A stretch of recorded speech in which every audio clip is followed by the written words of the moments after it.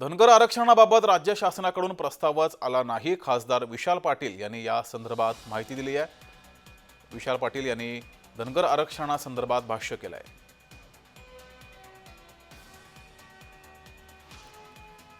धनगर आरक्षणाचा प्रश्न गेल्या अनेक दिवसांपासून रखडलेला आहे। यावर धनगर समाज हा आक्रमक सुद्धा झाला। मात्र धनगर आरक्षणाबाबत कुठलाही प्रस्ताव हा राज्य सरकारकडून आलेला नाही असं अपक्ष खासदार विशाल पाटील यांनी वक्तव्य केलं आहे। की धनगर आरक्षणाबद्दल कुठलाही प्रस्ताव राज्यांकडनं आलेला कुठलाही प्रस्ताव प्रलंबित त्यांच्याकडे नाही।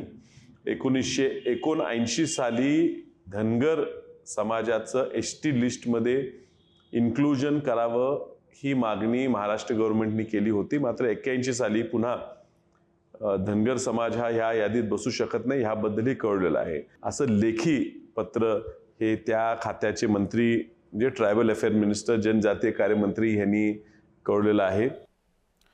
तर या संदर्भात प्रवीण दरेकर आणि गोपीचंद पडळकर यांची प्रतिक्रिया समोर आली आहे, तीही पाहूयात।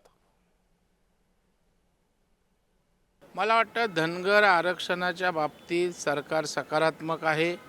माननीय मुख्यमंत्री देवेंद्र फडणवीस साहेबांनी अनेकदा भूमिका घेतली। मला वाटतं विशाल पाटील यांना नीट प्रस्ताव शोधता आला नाही। राज्य सरकारनं केंद्राला या आरक्षणासंदर्भात त्या ठिकाणी शिफारस केलेली आहे। ह्यात काय नवीन आहे? विशाल पाटील बालिश माणूस आहे। या महाराष्ट्रातल्या मेंढपाळ धनगरांना पण माहीत आहे की अजून असा कुठलाही प्रस्ताव केंद्राकडे गेलेला नाही। नव्यानं त्यामध्ये काय आहे? उगाच काहीतरी बातमी देणं आणि मी कुठंतरी समाजाचा प्रश्न मांडतोय असं वातावरण निर्माण करणं हे चुकीचं आहे। या महाराष्ट्रातल्या सगळ्या लोकांना धनगर आरक्षणाची नेमकी प्रक्रिया काय आहे, त्याची पद्धत काय आहे, त्याची पूर्णपणे जाणीव आहे। त्यामुळे त्यांनी काही नवीन सांगण्याचा प्रयत्न करू नये। लोकांना माहीत आहे। सातत्याने असं वक्तव्य त्यांच्याकडून केलं जात आहे। काय काय मनात काय चाललं असेल त्यांच्या? नाही त्यांच्या मनात काय मी मन कावडाय काय?